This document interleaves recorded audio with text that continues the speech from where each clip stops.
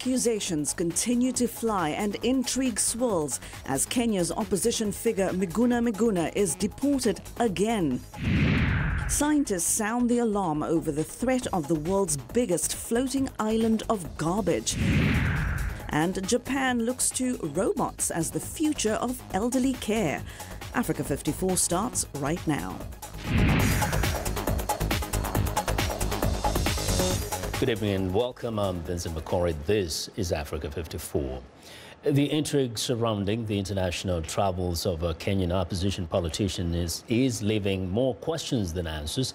Miguna Miguna says authorities dragged and forcibly deported him to Dubai. Miguna says in a Facebook post that he had been detained in a bathroom at Nairobi's International Airport since Monday when he returned from Canada after being deported last month.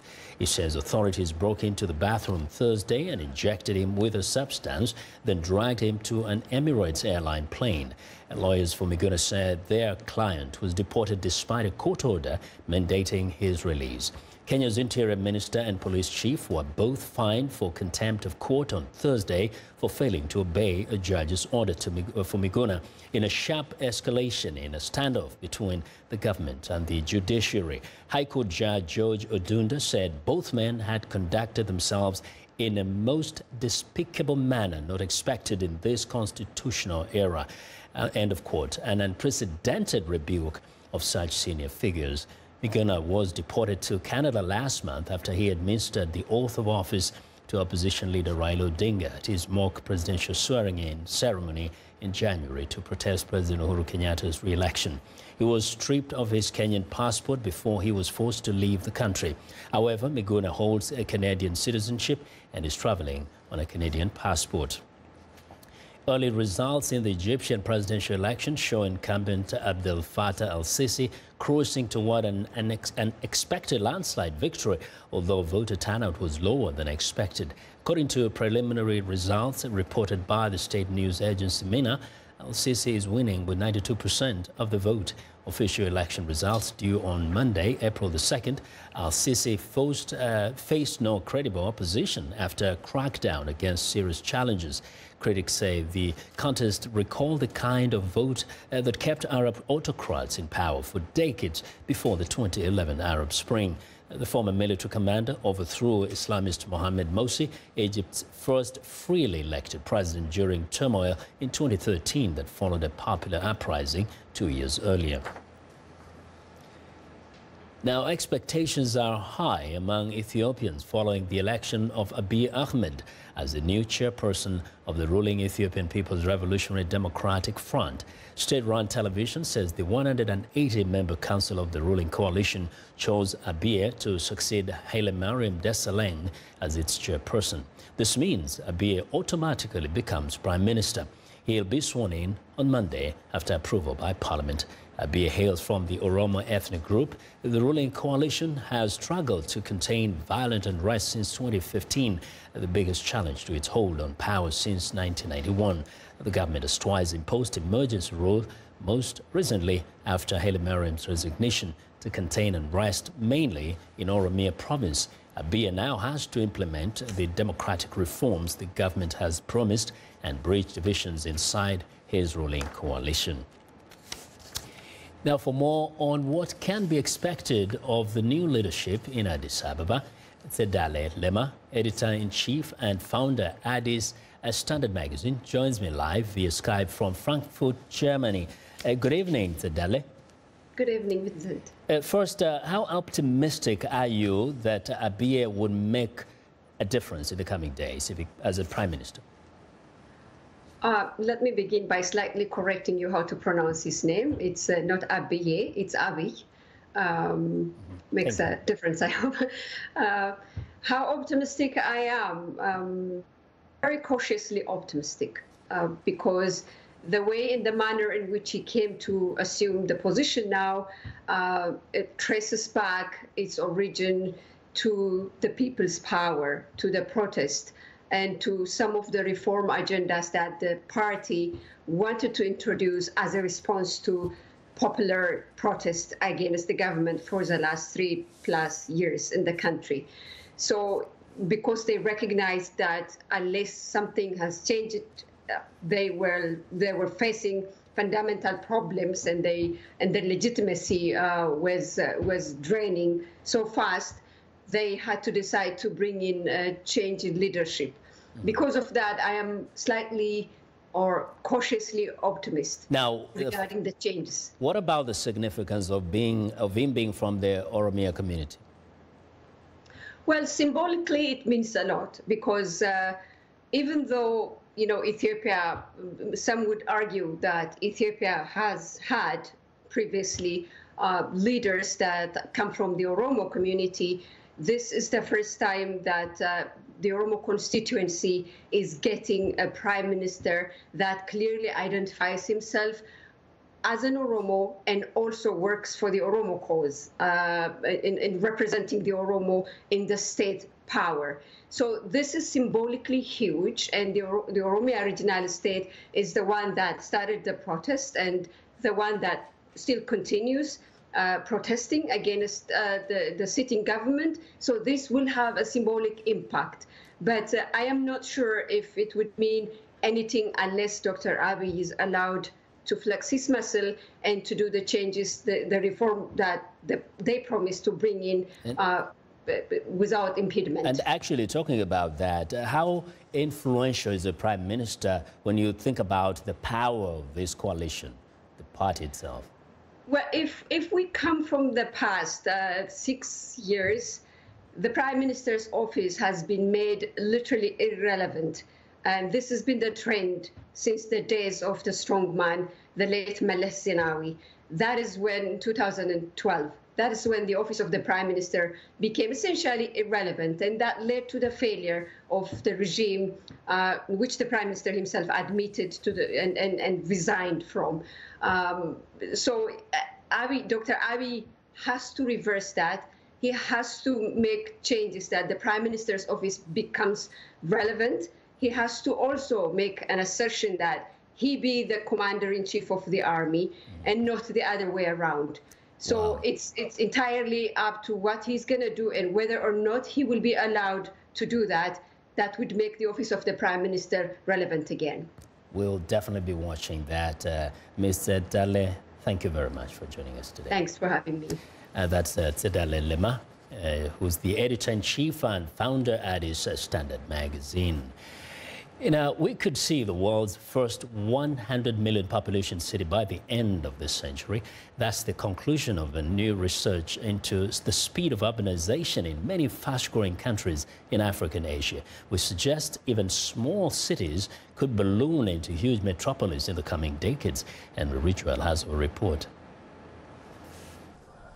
By the end of the century, the world's population is forecast to reach up to 14 billion. 80% of those people will be living in cities, according to the new research. We're now seeing the urbanization wave heading through China. That's toward the latter part of its urbanization, and now it's headed for India. And then we'll see it culminate in the big cities of sub-Saharan Africa. That could mean the first 100 million city. The top candidate is Lagos, Nigeria. Today, its population is 20 million, not the biggest, half the size of Tokyo, but one of the fastest growing. In 2 generations, Lagos has grown 100-fold. By 2100, it is projected to be home to more people than the whole of California.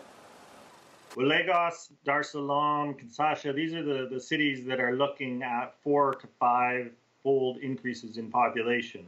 By the end of the century, the lion's share of large cities will be the top 20, if you will. Most of those will be in Africa. Lagos sprawls across 1,000 square kilometers, an urban jungle of skyscrapers, shantytowns, and everything in between. Its population grows by 900 people per day. The poorest residents, often migrant communities, live in slums by the lagoon. Amnesty International has warned of ruthless forced evictions to make way for new developments, which they claim have left more than 30,000 people homeless and 11 dead. The threat of being evicted, the threat of being chased away overnight has grabbed people to the extent that they cannot even walk, operate, or do anything in this area. Across Africa, the median age is under 20. The fertility rate is 4.4 births, and Africans are becoming increasingly urban. Even small cities are forecast to balloon in size. Niamey in Niger could grow from under 1 million today to 46 million by the end of the century. Blantyre in Malawi from 1 to 40 million. Asia too will witness huge urban growth. Kabul, Afghanistan, is projected to hit 50 million people. Despite the associated problems of slums, poor sanitation and pollution, Hoornweg says increasing urbanization can be a good thing. Cities, by their nature, because of our more compact lifestyle, can provide a quality of life higher than anywhere else with less energy per unit of GDP. So cities actually provide a really important opportunity. We won't get to global sustainability without big cities. Many cities in the West are predicted to plateau or decline in size. By the end of the century, only 14 of the biggest 100 are forecast to be in North America or Europe. Henry Ridgewell for VOA News, London. Now, tensions in Zambia are threatening to derail Commonwealth brokered talks between the government and the opposition after the disputed 2016 elections. Zambia's main opposition party, the United Party for National Development, filed a motion last week seeking to impeach President Edgar Lungu over accusations of breaching the constitution. However, debate on the motion, which was due Wednesday, was delayed, according to a letter from the parliamentary clerk. For more on the situation, I'm joined by Michael Kaluba, a visiting Zambian journalist. Welcome to Africa 54, Michael. Thank you. So first, what really, from what you know, led to such a kind of a serious move to have a motion of impeachment in Parliament? Okay, for starters, prior to the 2016 general elections, we had a lot of, violence going on. A lot of political intolerance between our main political parties, the Patriotic Front and the United Party for National Development. And during the elections, it got worse. There was a lot of, violence being perpetrated by political cadres on either side. And after the elections, the United Party for National Development firstly thought the president-elect at that particular point did not get, the threshold, which is, basically 50+1 to be, inaugurated as the country's or the Republican president. And at that, they went ahead and challenged his election and pending inauguration at the Constitutional Court. Unfortunately, after a perceived 14 days, it was discontinued, and their case was not heard in the courts of law. So after that, Hakainde Hichilema, who is the president of the United Party for National Development, has explicitly put it across that he will not recognize the presidency. So up to this point, he does not recognize. No, he does not. But does this stem from what we saw some months back, where actually he was charged with treason for having had kind of crossed paths with the president when the president was going somewhere? Certainly. It all emanates from, such decisions when they are taken, either by government or the opposition. And so at the moment, the opposition has been, echoing sentiments for Zambians to expect a new president before the year 2021. And I think this is what it has culminated into, for them to, file in a motion for impeachment, which obviously was not, tabled as expected, with the Deputy First Speaker, Catherine Namugala, yesterday, issuing a statement saying it has no time frame added to it. So Parliament would determine when to listen to it. And interestingly so, Parliament will probably end their sitting for this session today. So there will be a break. Absolutely. So the only time they can get to, table the motion is when they resume in June. In June, that's quite some time. Now, question, how about the citizenry? Do you get the sense that we have this serious tensions, just like what we experienced between the president and the opposition leader, Hichilema? Well, two big issues that have come out of the UPND and PF tension, really. There are politics that are being bordered on tribalism now, because apparently people believe the UPND is synonymous with the Tonga-speaking people of Zambia. And the PF, well, used to be led by Bembas. And both parties really have been going back and forth about that tribal line, about you know, who shouldn't vote for who because they belong to a certain tribe. And the second thing is the political intolerance and cadreism that has come in. Yeah. So you would discover that you know, those that are for the United Party for National Development have no regard whatsoever for those coming from the Patriotic Front. And likewise, the Patriotic Front cadres have no regards for the others. And so it has become quite tense. Yeah. We had... we may have to end it there. Maybe we'll, but it's so sad, really, to see the ethnic, ugly head of ethnicity rear itself here. But I want to thank you very much, Michael, for joining us today. Thank you for having me. Right. Well, that's Michael Kaluba, who is a visiting Zambian journalist. Now, I want to know what you think about Africa 54 and the stories we covered. Join the conversation on Facebook. The address is Africa 54. We're also streaming our show live on Facebook, so check us out and share our show with your friends. Find me on Twitter at VOA Vince McCory. Coming up, the Great Pacific Garbage Patch is even trashier than experts predicted, and it's growing by the day. Stay with us.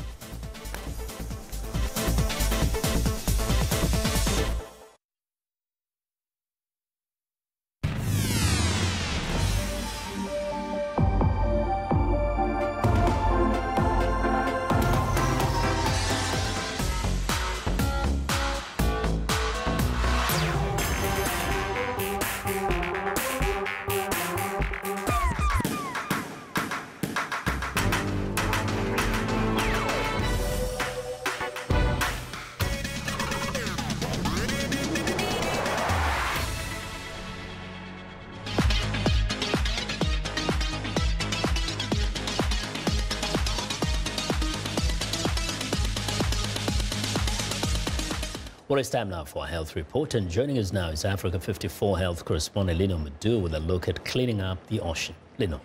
That's right, Vincent. An international study is revealing the true scale of plastic pollution in the Pacific Ocean. According to the study, plastic trash accumulates halfway between Hawaii and California in a stretch dubbed the Great Pacific Garbage Patch. The study found nearly 80,000 metric tons of plastic, half of which is fishing industry related. The team of researchers led by the Ocean Cleanup Foundation say 2 years of analysis revealed 16 times more debris than first thought.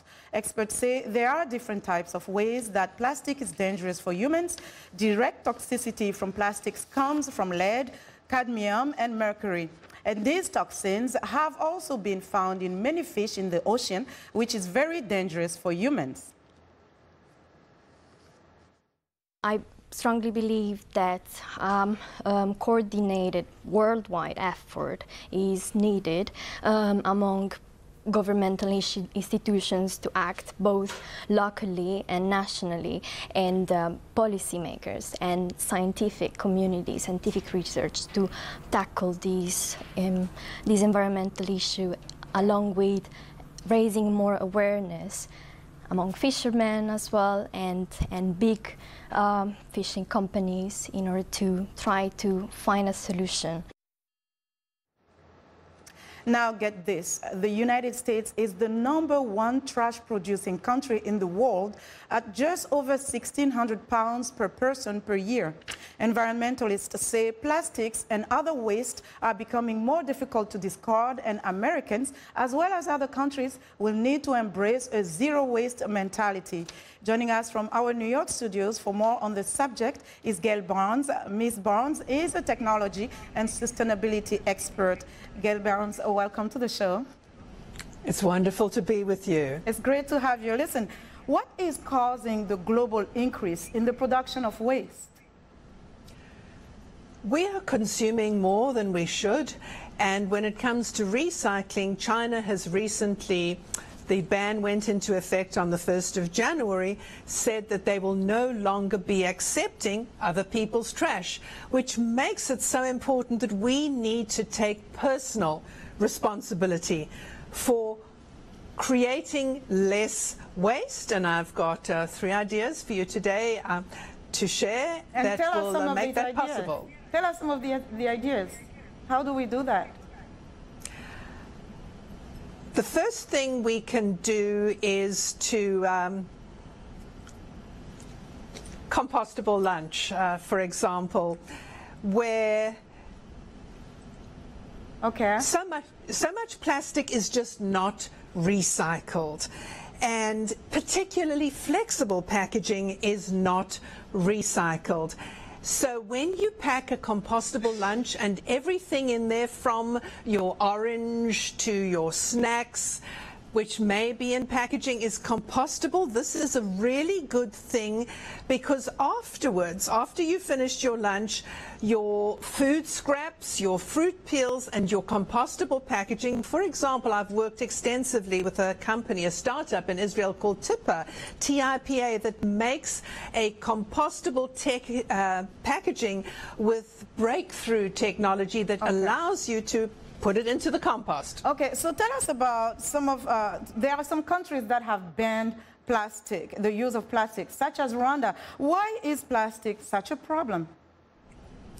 It's a problem because it's a problem to collect, to sort, and to recycle. It doesn't matter if you're in Rwanda or Johannesburg or somewhere in the United States. Only a fraction of the trash, particularly plastic, that is collected is getting recycled. And it's even worse when it comes to flexible packaging. The number is really, really low. So then it comes back to, as I said, personal responsibility. And what are some simple ways, perhaps best practice, when it comes to recycling? Because some people still do not understand what it means, and how do you recycle properly?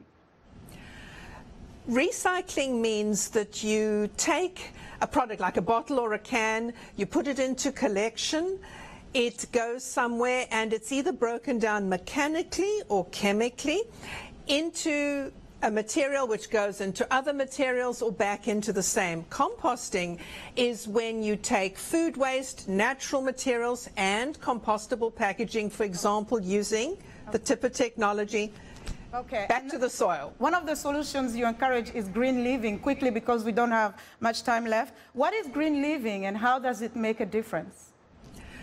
When you go out jogging, instead of just jogging, plogging, pick up litter as you run. Unplug on autopilot. Your devices are still pulling current when they're plugged in. Get a plug that will turn off after a certain period of time. Don't waste energy. Green living is about being thoughtful about what you use, using less. Okay, so one final word about best ways moving forward to prevent so much waste. How to prevent more waste? Yes, one final word. Compost. Right. It's a natural solution. Great. Ms. Gail Barnes, thank you so much for joining us. You're so welcome. Thank you. And that was Gail Barnes, as she is a technology and sustainability expert. Remember to recycle and compost. Now to South Africa, where the country has one of the world's largest HIV epidemic in the world, and authorities are making HIV testing more available to help reduce the stigma linked to the disease. Officials are hoping self-testing kits will be used by those hard-to-reach groups, like young men who are often reluctant to show up in public clinics. The project was started in Malawi, Zambia, and Zimbabwe in 2015, and expanded last year to include South Africa, which has a 19% HIV rate among adults. The South African non-profit group Right ePharmacies has just launched an ATM-style dispenser that removes the need for face-to-face interaction with a pharmacist to collect HIV treatment.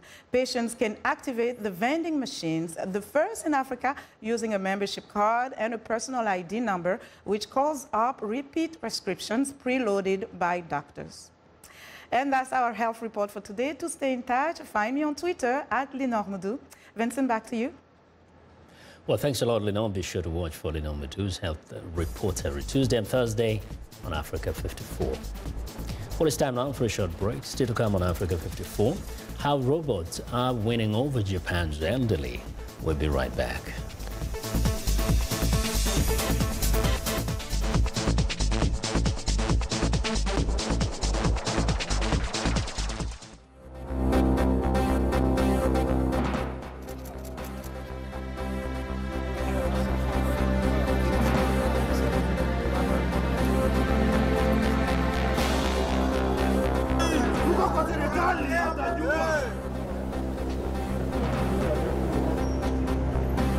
afraid of height.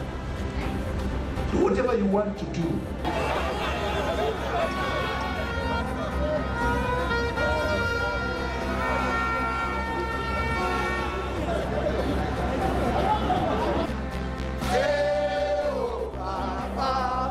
So we are simply coming to them to say, please, Comrade Mnangagwa, listen to us.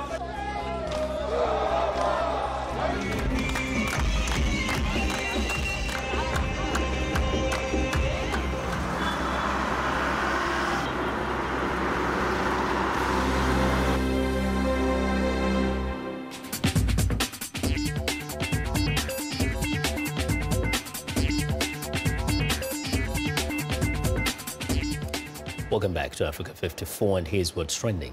At a nursing home in downtown Tokyo, an unusual leader was in charge during an afternoon exercise routine. Pepper, a humanoid robot. 20 robots were introduced to the facility in 2013 after receiving funds from the Tokyo Metropolitan Government and a program aimed at overcoming labor shortages. The robots not only keep the elderly company in an attempt to alleviate dementia, but also help the workers carry out daily tasks that can be physically taxing.